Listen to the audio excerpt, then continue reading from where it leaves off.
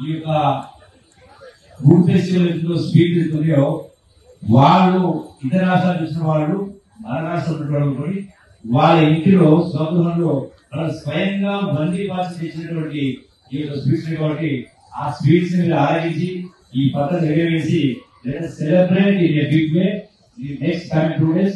I thank Pranal and especially I thank all the partners who are participating in this food festival, in this kite festival. I thank them all. I thank them all.